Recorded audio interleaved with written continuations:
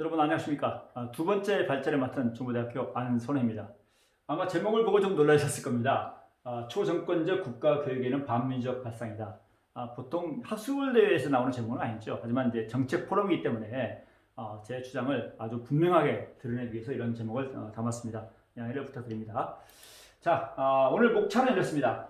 앞에 강대중 교수님께서 현 국가교육위원회 법률안 이것을 내용 설명을 정확히 좀 구체성이 좀 부족했기 때문에 제가 좀 그걸 드러내면서 말씀드리려고 합니다. 그리고 필요성, 목적과 법적주의, 구성, 그다음 기능, 조직과 운영, 그다음에 연관 문제 이런 순으로 해서 쟁점별로 비판적 관점으로 말씀을 드리고자 합니다. 이 내용을 보시면 제가 주에 제가 비판하면서 왼쪽에다 그 내용을 소개하고 있습니다. 그렇기 때문에 거기서 보시면 다시 나오겠지만 핵심만 말씀드리면 먼저 목적에서는 교육의 자주성, 전문성, 정치 중립성을 확보하고 교육 발전을 위해서 국가교육위원회를 구성한다 이렇게 되어 있고요. 그 다음에 이제 대통령 소속으로 국가교육위원회를 둔다. 이제 유상을 2조에 설명하고 있고, 그 다음에 구성 부분에서는 국회가 추천한 8명, 그 다음에 대통령이 지명하는 5명, 이렇게 교육부 차관 이렇게 등등으로 이제 구성하자 이런 내용으로 제시가 되어 있습니다. 그리고 이제 그럼 뭘 하느냐? 국가교육발전 계획수립에 관한 사항, 국가교육과정 수립, 그리고 교육정책에 관한 수렴, 조정 이걸 주로 내용을 제시하고 있고요. 그리고 국가교육발전계획을 10년마다 수립해서 관계 중앙행정기관의 장 및 지방자치단체의 장은 발전계획에 따라서 연도별 시행계획을 세워야 한다. 뭐 이렇게 얘기하고 있습니다. 나머지는 여러분 참고로 보시고요. 그 다음에 위원회는 자료 및 의견 제출을 요구할 수가 있고요. 그 다음에 이제 조직으로 분과위원회, 특별위원회, 국민참여를 둘 수 있다. 뭐 이런 내용으로 구성되어 있습니다. 나머지 내용은 이제 내용 중에서 말씀드리고자 합니다. 자, 그러면 먼저 필요성부터 검토를 해보도록 하겠습니다. 제가 이제 법안을 가지고 말씀드리겠다고 했는데요. 이 법안이 국가교육회의 주장에 의해서 이게 법안이 이제 만들어진 겁니다. 의견 조율을 통해서. 그래서 먼저 국가교육회의가 국가교육위원회 홍보 리플렛에서 필요성을 어떻게 이해하고 있냐 그걸 먼저 검토하면서 비판을 하고 들어가겠습니다. 여기 보시면 초정권적 교육정책을 만들어야 한다. 국민이 만드는 교육정책이 필요하다. 협력하에 만드는 교육정책, 미래에 대비하는 교육정책 이렇게 필요성을 4가지로 얘기하고 있습니다. 자, 여러분 민주주의 척도라고 하는 것은요 선거에 의한 정권 교체와 선거에서 드러난 국민의 뜻에 의한 정책 변경입니다. 만약에 민주적이고 평화로운 선거에서 정권이 교체되고 교육정책이 바뀌지 않는다고 한다면 그건 민주주의라고 말할 수 없습니다. 자, 그것이 반민주가 아니라면 무엇이 반민주겠습니까? 그래서 물론 중요한 것은 민주적이면서도 교육적으로 타당한 합리적인 교육정책을 만들어지는 게 중요한 거죠. 그러려고 한다면 전문가들의 자문 의견을 충분히 듣되 민주적 정책 결정이 필요하다. 저는 그렇게 봅니다. 그리고 국민이 만드는 교육정책 얘기하고 있는데 여러분 국가교육회의 현재 구성과 운영을 보십시오. 오히려 교사, 교수 등 교직원 중심의 교육 독재기구로 전락할 가능성이 충분하고 이미 우리가 그 사례를 보고 있지 않습니까? 그 다음에 협력하에 만드는 교육정책 여기 보십시오. 누구하고 협력하겠다는 얘기입니까? 교육부, 교육청, 학교, 대학 간 이들의 협력을 얘기합니다. 이건 국민을 위한 교육 협력이 아니라 교육자 집단들에 의한 반민주적 협력이 될 수 있다. 이런 비판적인 내용을 말씀드립니다. 오히려 교육자 집단들은 이번에 대입제도에서 보더라도 알 수 있지만 정치를 통한 학부모 국민의 민족 요구를 교육에 대한 정치적 개입으로 왜곡하고 매도하고 그걸 차단하려고 하고 있다. 이런 점도 검토가 돼야 되지 않을까. 오히려 교육자 집단은 학부모 국민의 민족 요구에도 흔들리지 않는 그런 독점적인 교육정책을 강행할 가능성이 많다라고 말씀드립니다. 그 다음 미래교육정책 얘기하고 있는데 이것은 실무기구 독립행정위원회 아니어도 얼마든지 실무자문기구로도 충분한 부분이 있다. 중요한 것은 대통령 의지와 역량 이것이지 기구의 성격이 아니다 라고 하는 것을 말씀드립니다. 자, 그럼 이제 법률안에서 얘기한 필요성에 대해서 말씀을 드리도록 하겠습니다. 이 내용을 보시면 법률안에서 국가 수준의 교육개혁을 위한 전당제가 필요하다. 그 다음 미래교육체제 마련을 위해 필요하다. 그 다음에 사회적 갈등 해소를 위해 필요하다. 그래서 소수 교육 전문가 만들어서 안 된다. 이런 얘기 하고 있습니다. 그리고 자주성, 전문성, 정책 중립성 이게 이제 필요하다. 이 얘기를 하고 있는데 여러분 교육개혁 전담기구, 미래선도 교육체제, 합의로 미래교육 비전 제시 이런 것은요 독립적 국가기구나 하버드 행정위원회가 아니라도 자 대통령 자문기구인 국가교육위원회라도 충분합니다. 그 내용이 중요한 것이지 그 내용이 타당하고 민족이냐 이게 중요한 것이지 이런 기구가 중요한 게 아니다는 얘기입니다. 그 다음에 국가교육위원회 내용과 맞지 않는 내용도 있습니다. 여기 보시면 소수의 교육 전문가가 관료 중심으로 하향식 정책 결정을 만든다. 맞습니다. 그렇다고 해서 그럼 자 국가교육 지금 현재 국가교육처럼 다수의 교육 관료 여전히 그래봤자 소수죠. 이들이 자 정책 결정한다 해도 이것은 자 국민적 합의에 의한 민족 정책 결정이 아니다. 예를 들면 대입공론화처럼 허구적인 자 정책 결정이 될 수 있다. 국민의 공론을 모은다 하면서 사실은 국민의 공론을 의도한 방향으로 유도해서 또 자 최종 결론도 왜곡시켜버리는 그런 자 정책 제안을 할 수 있다는 것이죠. 중요한 것은 뭐냐? 자 학부모 일반 학부모 일반 국민의 요구에 따르는 민적인 그런 교육 정책 결정이 중요한 거 아니냐? 뭐 자율성, 전문성, 정책 중립성 필요하고 자 영역별로 필요한 부분이 있지만 그것은 오히려 민주성보다 자 상위 가치는 될 수 없다 이런 말씀을 드리고자 합니다. 자 이제 목적으로 들어가겠습니다. 자 정책 중립성 확보를 위해서 자 목적으로 한다 뭐 이렇게 나왔는데 어불성설이죠. 예를 들어 정책 중립성 확보한다면서 대통령이 추천하고 국회가 추천한 의원들이 자 과반수를 차지한다? 이건 난센스죠. 결국은 저는 정치적 중립성 이걸 뭐 추구하자 이런 얘기가 아니라 정치적 중립성 확보를 위해서 국가교육을 만든다 이런 논리가 잘못됐다는 얘기입니다. 주요 교육정책 결정에 민족인 정치적 결정이 좀 필연적이라고 봅니다. 이게 비판받을 일이 아니다. 그리고 중요한 것은 교육의 자율성, 전문성, 일관성보다 민주성이 훨씬 더 중요하다. 이런 말씀을 드리고자 하는 겁니다. 여기서 핵심은 자 정치적 중립성, 자율성 확보를 위해서 자 국가교육을 한다라고 하는 논리가 목적과 수단이 잘못됐다는 것을 지적하고자 하는 것입니다. 그 다음에 이제 유상을 보면 대통령속 행정위원회다 이렇게 얘기하고 있는데 원래 행정위원회도 대통령 소속이긴 하지만 대통령 등으로부터 독립된 실무의결기구를 지향하고 있습니다. 그리고 이제 그런 신설 기준도 이제 별도의 법률안이 마련되어 있고요.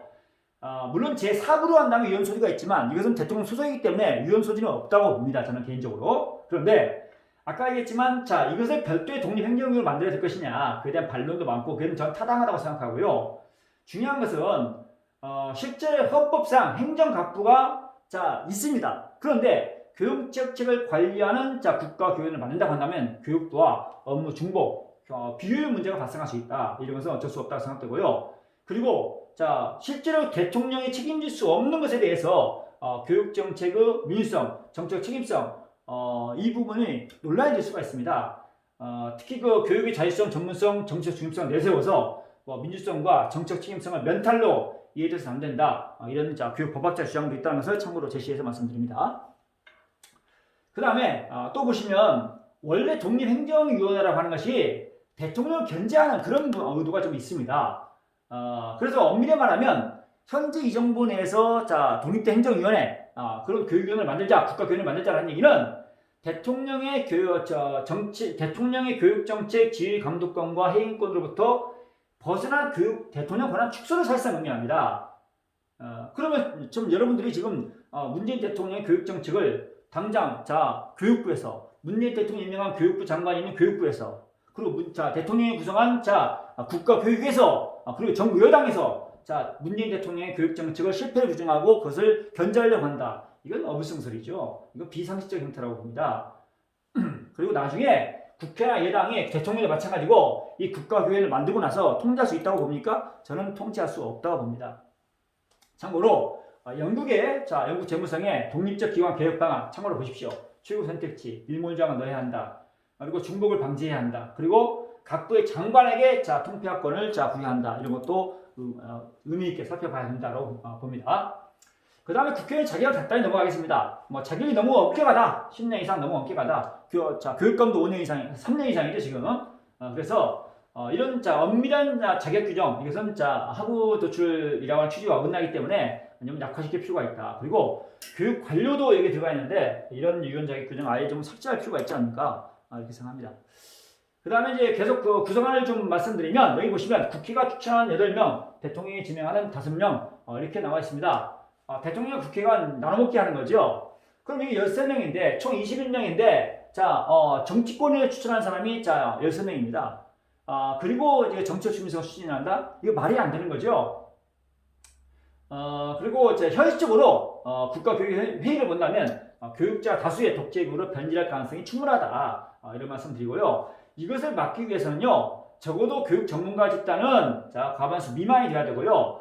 학부모 대표, 학부모 단체 추천 인사 적어도 30% 이상 그리고 이제 비교육계 인사 합하면 60% 이상이 돼야 되지 않겠는가 이렇게 생각합니다. 그러면 제가 말씀드린 얘기가 이제 현행 국가교육위원회 위원 구성에 근거해서 말씀드리는 건데요.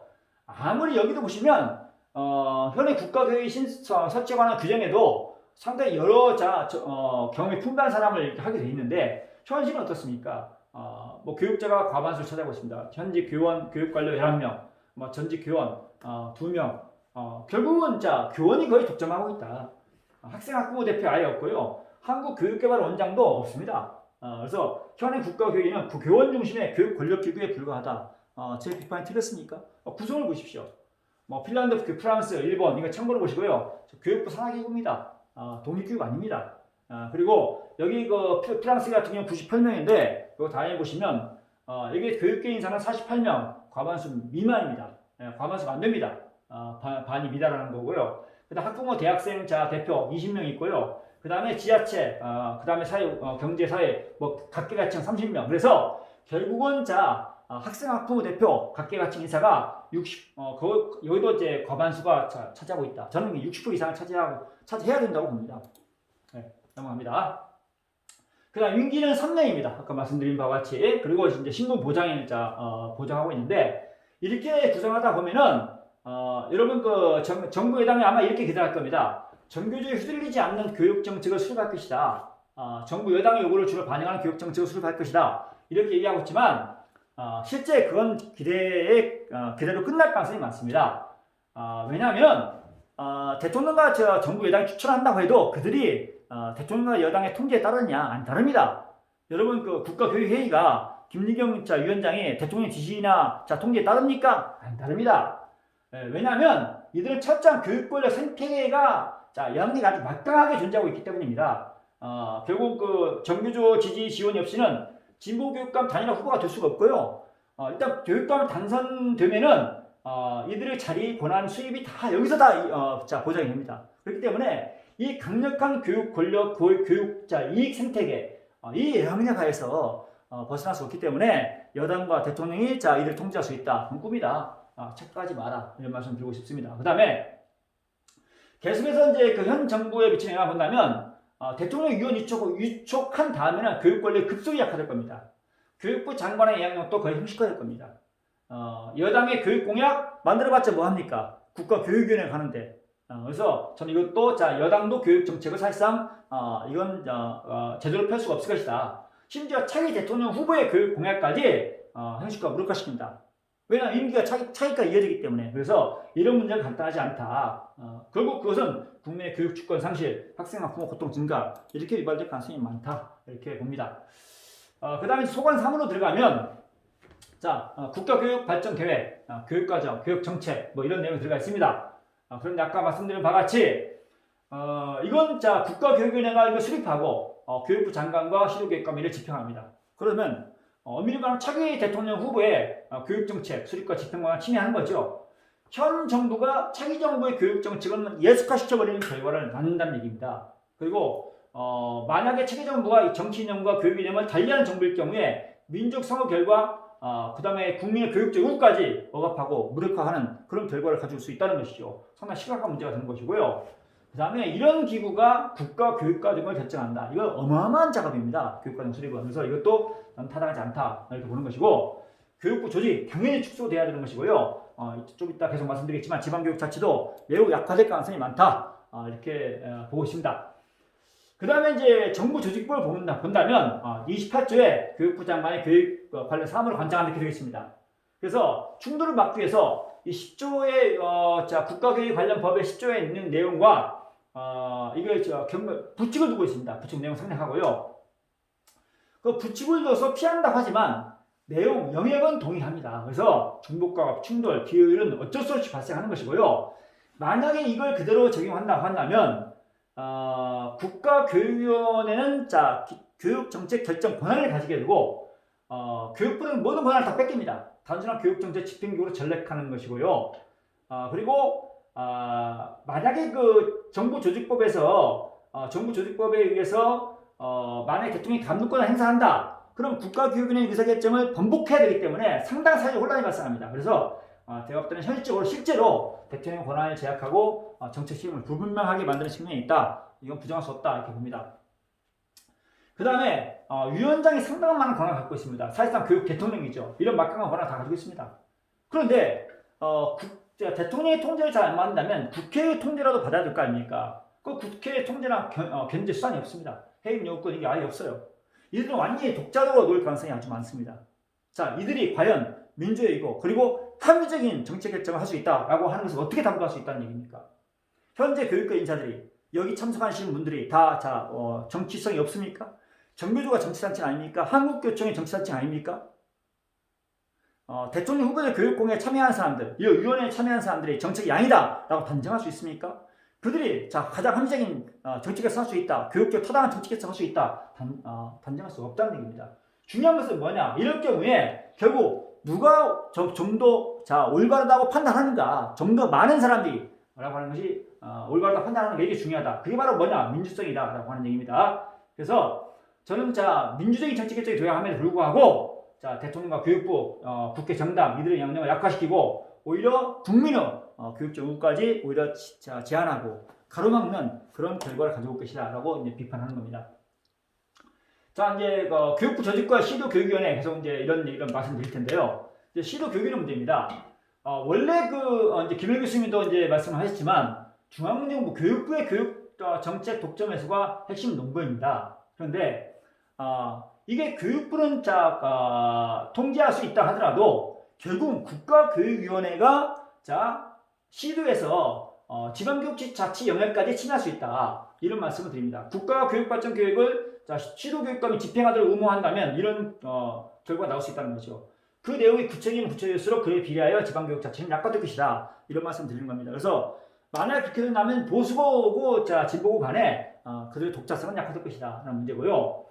그 다음에 이제 중요한 것은 교육부의 권한이 약화되더라도 국가교육위원회의 결국 이것도 국가기관 아닙니까? 이들이 7개 시도 전체의 교육정책까지 영향력을 크게 미치는 이런 결과가 나온다. 그래서 문재인 대통령의 주민의 직접 참여 주장, 민주성과 책임성 강화 이런 정책 방안과 오히려 상충된다 하는 얘기고 결국은 교육정책에 대한 교육자, 교사, 교수, 정규직 출신 교육 관료의 독재로 이어질 가능성이 많이 있다. 그래서 학교 교육과 교원 정책 재반에 영향을 아주 크게 부정적으로 영향을 미칠 것이다. 라고 저는 그렇게 보고 있습니다.